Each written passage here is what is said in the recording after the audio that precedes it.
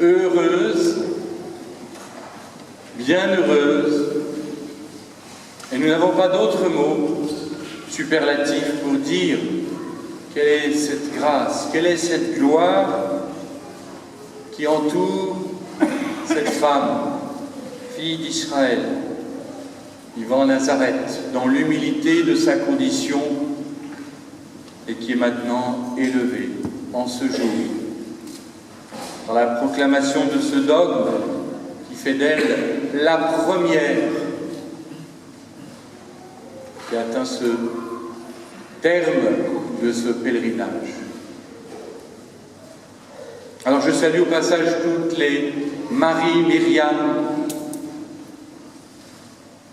et ça touche aussi les hommes, il y en a qui ont Marie dans leur troisième ou deuxième prénom, car c'est aussi notre fête. Car l'une d'entre nous, une créature comme nous, elle n'est pas ni Dieu, ni homme, ni femme, elle est bien de cette terre, elle est fille d'Ève. Et à travers toutes ces étapes de la vie que le chapelet honore, différents moments, mystères joyeux, douloureux, lumineux, glorieux, est arrivé ce moment dont on ne sait rien. Le plus étonnant, c'est enfoui dans la tradition, enfoui dans le cœur de Jean, c'est peut-être le seul spectateur, et encore, l'Église non plus ne nous dit rien. Donc on ne va pas spéculer sur le comment de cet événement où une créature va entrer dans le mystère de Dieu. C'est ça le ciel, l'enciellement, autre manière de parler de l'Assomption. Parce que l'Assomption, c'est, alors que pour la vie de Jésus, c'est trois fêtes séparées, la résurrection, la mort, la résurrection, l'Ascension de notre Seigneur. Pour la Vierge Marie, c'est rassemblé dans cette unique fête. Mais quelle fête! Quelle fête! On imagine tous les saints de l'Ancien Testament, les justes qui attendent ce moment où le ciel s'ouvre pour recevoir celle qui a accepté d'être la mère de son Sauveur. Alors on aimerait que nos liturgies soient un petit peu à l'image de cette grande liturgie céleste qui a dû être ce moment. Mais ce moment, et c'est le propre du temps kairos divin, le temps de Dieu, c'est que ça dure. C'est pas un moment, c'est comme l'éternité qui est marquée par cette fête, cette intronisation. Alors on s'étonne toujours que dans les fêtes mariales, c'est un peu le même évangile. Qui, par définition, il n'y a pas de texte de la parole de Dieu explicitement, comme je vous le disais, c'est enfoui dans la révélation. Et l'Église, par ce privilège de lecture intérieure des Écritures, nous donne à entendre comme quelque chose de nouveau, qui n'a pas encore été explicité, et qu'on doit découvrir dans la foi. C'est même un article de la foi. Et on découvre que le mystère même de Dieu, loin de se refermer sur lui-même, comme s'il se complaisait dans sa béatitude divine, depuis le moment de la création, il s'est ouvert. Et on pourrait dire que dans ce moment de l'Assomption, il a trouvé une créature unique en son espèce, qui a répondu pleinement à l'attente divine de Dieu sur elle. C'est la seule. Elle est comme récompensée en cette fête de l'Assomption par ses différents oui. Il n'y a pas que le oui de l'Annonciation. Il est suivi de oui plus douloureux, où elle accepte de mourir dans son cœur de mère, où elle est donnée à Jean.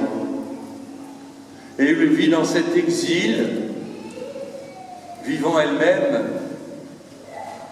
ce pèlerinage, rappelons-nous, Nazareth, l'Égypte, la Galilée, la Judée, le désert, dit qu'elle va au désert.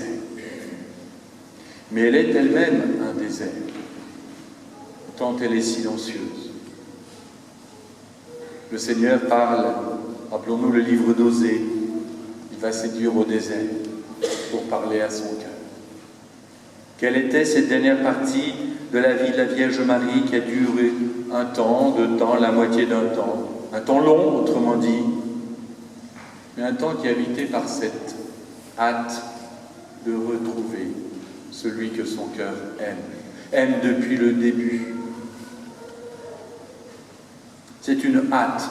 D'ailleurs, l'évangile de la Visitation nous parle de la hâte que Marie exerce pour aller voir sa cousine, pour aller au-devant de ses cousines. Mais quelle hâte encore plus grande fut celle de ce mouvement d'attente, de cette assomption, on ne trouve pas les mots, cette attraction du Père sur elle, la réponse du Père, la gratitude du Père pour sa créature qui est toute entièrement un oui. Le fiat, c'est ça, le oui au plan de Dieu. Et je dis qu'elle nous concerne tous parce que nous aussi, nous sommes invités à entrer dans l'amen du Christ, c'est-à-dire le oui de Dieu, à notre mesure. Mais nous avons un sac à dos un peu plus lourd. Et donc ça prend plus de temps. Mais un jour, notre entrée dans le ciel sera attachée à ce mystère de l'Assomption. Alors dans l'Assomption, on voit que c'est une grâce chrétienne, celle du Christ. Comme l'Immaculée Conception était une grâce chrétienne, alors que le Christ n'était pas encore né. Vous voyez comment les grâces sont au-delà du temps des hommes, de la chronologie. C'est une grâce chrétienne qui l'enveloppe tout entière. Elle est la mère de Jésus, elle a donné chair à Jésus. Et on pourrait dire que Jésus lui donne de participer à sa propre gloire. Et donc on trouve au ciel maintenant, comme Adam, le nouvel Adam, la nouvelle Ève, celle qui était prévue depuis le point de départ de la création. La nouvelle Ève, elle est là. La création est parachevée, elle est déjà dans le sein de Dieu. Et la gloire de la Vierge Marie, c'est la gloire de la Trinité. Et pourtant, rien ne vient d'elle. On a vu dans l'Apocalypse, c'était la lune, c'est-à-dire le monde sublunaire, le nôtre, qui reçoit sa lumière du soleil. Mais elle est tellement le reflet, elle est tellement la mer de cristal, qu'il n'y a aucune aspérité. Elle reflète totalement la source dont elle provient. Alors on comprend que si l'Église nous donne à réentendre, réentendre ces textes du Magnificat, c'est pour qu'on découvre son âme. Quelle est l'âme de la Vierge Marie, petite fille bien-aimée du Père, de qui elle a reçu tout. Et donc ces différentes grâces de l'Immaculée Conception à la matière divine, à la maternité divine, sont comme rassemblées dans cette unique fête, qui est comme la quintessence de tout son mystère, de réponse à l'invitation de Dieu, entrer dans son plan d'amour. Alors oui, une d'entre nous l'a parfaitement réussi. Et donc ça doit être une exhortation pour que nous n'ayons plus peur si nous invoquons.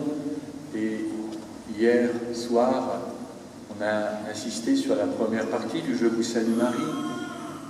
Et la deuxième, elle est aussi importante, c'est dans la même prière, maintenant et à l'heure de la mort. Y a-t-il eu mort? Leur mission, ça fait partie des questionnements.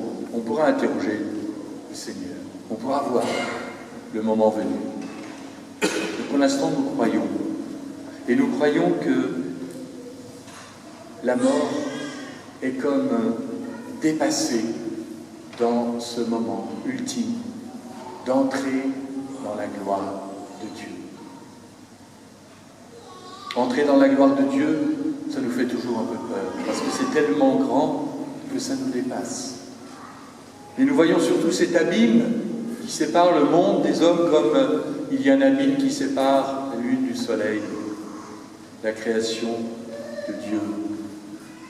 Eh bien, Marie, elle est le pont, ou comme dit Saint Bernard, le cou, qui permet que toutes les grâces passent de la tête aux membres, et toutes les demandes passent du corps à la tête, via Marie. Et donc on peut lui demander tout et l'impossible, comme elle peut tout demander de la part du Père pour nous. Elle est si proche, aux confins de la Trinité. Et cette grâce qu'elle nous donne, il faut la demander aussi. Quelques jours, on fêtera le couronnement de Marie, mais c'est déjà un sacré couronnement que celui de l'Assomption. Et le couronnement de Marie, c'est cela. Alors notre méditation de ce jour, notre contemplation du mystère de Dieu, dont on voit ce fruit merveilleux, se lisse au milieu des chardons, comme dit le cantique. C'est la Vierge Marie, toute resplendissante, comme une mariée. C'est celle-là. C'est elle qui a été donnée à Jean. Du haut de la croix, c'est celle qui est donnée à toute l'Église. C'est celle qui nous est donnée pour ce pèlerinage. Ce pèlerinage, semble-t-il, s'arrête pour elle en Turquie, dans ce pays qu'on connaît aujourd'hui à dominante musulmane. C'est là qu'elle a achevé ce pèlerinage. Vous voyez, de Nazareth en Turquie. Et c'est aussi là qu'on invoque. J'ai eu la chance pour ma part d'aller prier un 15 août. Myriam Anna et des musulmanes qui étaient là. Myriam, ça résonne aussi chez elle. La mère du prophète. Et je pense que ça peut nous éclairer aussi pour nous sur ces médiations qu'elle peut opérer. Elle est tellement puissante pour le cœur de Dieu. Dans ces moments troubles que nous vivons dans le monde, l'Église, pour notre pays, nous savons que c'est un roi qui a voulu ériger cette fête en fête patronale, Louis XIII, pour ne pas le nommer. Eh bien, il ne faut pas hésiter à l'invoquer, à lui, la supplier, qu'elle appuie sur le cœur du Père pour nous donner toutes les grâces dont nous avons besoin pour cette fin de pèlerinage qui est le nôtre. Je disais hier à ceux qui étaient à la retraite que certains, le pèlerinage, il s'est arrêté cette nuit pour 2 d'entre nous. Ils sont de mon village de Pressigné. C'est très beau, un très beau pèlerinage qui s'achève en cette fête. Nous avons tous un peu, quels que nous soyons, mais peut-être plus les anciens que les jeunes, peur de ce moment de la mort.